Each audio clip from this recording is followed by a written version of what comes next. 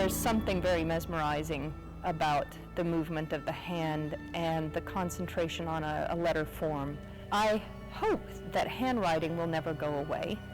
Anyone who devalues it is just being silly.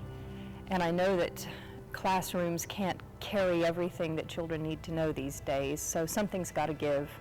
And the reality is that we just use computers and electronics to communicate, and typing is very efficient. But something is lost if a child or a person never puts a pen to a surface or a pencil to a surface. There's a feeling of moving it along a surface that is not comparable to anything else. And I think any other artist would tell you that as well. There's just something lost between the person and themselves.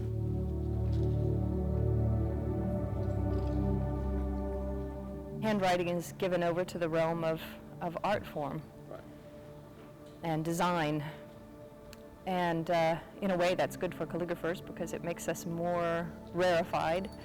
However, I think it's an art form that's so easily accessible to everyone. It doesn't require particular artistic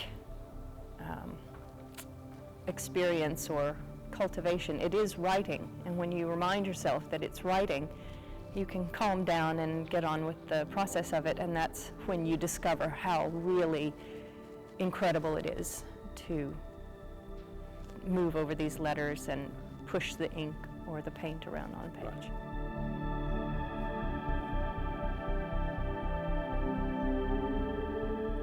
When you're allowed to just concentrate for such a long time and watch these letters come out of this blob of ink, it's, for some reason, it's just exciting. It's definitely expressing thoughts. A lot of calligraphy is poetry or literature or pithy sayings, but a lot of it is or should be just thought, your own thoughts and things that are on your own mind.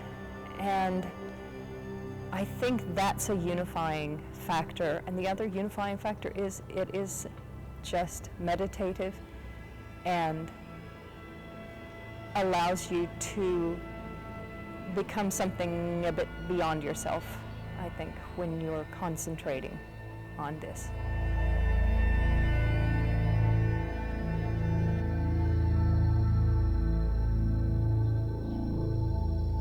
When I decided I wanted to do this, Brody Neuenschwander's event was called Brushes with Silence, and it was a great name.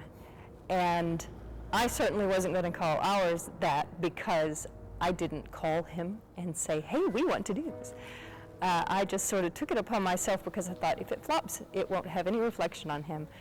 So I had to come up with a name. And I knew I wanted to put it in the dark, and I knew I wanted to have the light focused on the hand, focused on the action of the hand moving. And the word illuminated means to inform, or to make something clear, or to throw light on it. And it also is used in the calligraphic world to mean a capital letter that's had gold put onto it, or has drawings or miniatures. And so the idea of light and calligraphy together, the phrase illuminated letters just seemed perfect. It didn't even seem like I came up with it, it just seemed to present itself.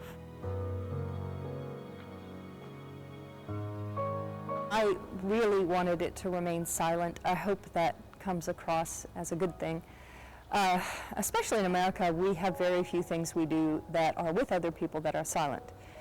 We don't go to any restaurants or pubs or stores or anything. Even our house, we come home, we turn on the radio, we turn on the television. And so I think that any time we're able to be in a group and not talk is pretty unusual. But also, you're not allowed to ask questions.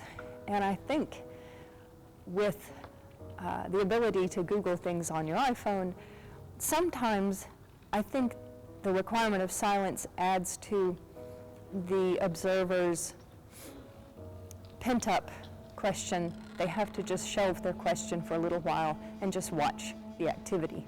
because I think it adds to the meditative effect.